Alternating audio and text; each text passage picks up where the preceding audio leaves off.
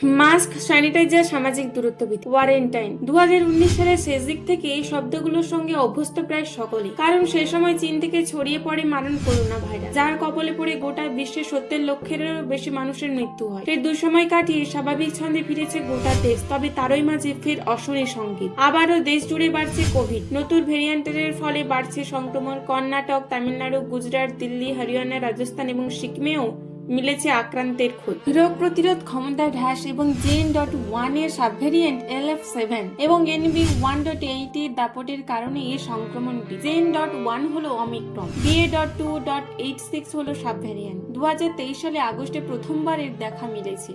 পাশাপাশি দাবি করা হচ্ছে টিকা থেকে সুরক্ষার সময়ও সঙ্গে সঙ্গে কমতে শুরু করেছে, এমনটাও মনে করেছেন বিশেষজ্ঞরা। বিশেষ করে 65 বছর বা তার বেশি বয়সীদের ক্ষেত্রে ঝুঁকি বাড়ছে সংক্রমিত হওয়ার। পাশাপাশি মৌসুমী সংক্রমণ, সামাজিক মেলামেশা বৃদ্ধি এবং ভ্রমণ, এগুলি সংক্রমণ বৃদ্ধির অন্যতম কারণ বলে মনে করা হচ্ছে। বিশেষজ্ঞদের মতে এখনই আতঙ্কের কোনো কারণ নেই, তবে সাবধানতা প্রয়োজন। জেনে নিন কোন কোন উপসর্গ দেখে বুঝবেন কোভিডের নয়া ভ্যারিয়েন্টে আক্রান্ত আপনি। উপসর্গগুলি হলো জ্বর, সর্দি, গলা জ্বালা, মাথা যন্ত্রণা, অতিরিক্ত ক্লান্তি, গাঁটে ব্যথা, পেশিতে ব্যথা, গ্যাস অম্বলের সমস্যা। এই উপসর্গগুলি থাকলে আজই সাবধান হন। চিকিৎসকদের মতে জনবহুল এলাকায় মাস্ক পরুন, বাইরে থেকে ফিরে হাত পা ধুয়ে নিন, অবশ্যই পোশাক বদল করে ফেলুন, খাওয়া দাওয়ার আগে ভালো করে স্যানিটাইজার করুন আপনার হাত, প্রয়োজনে বিশেষজ্ঞের পরামর্শও নিন।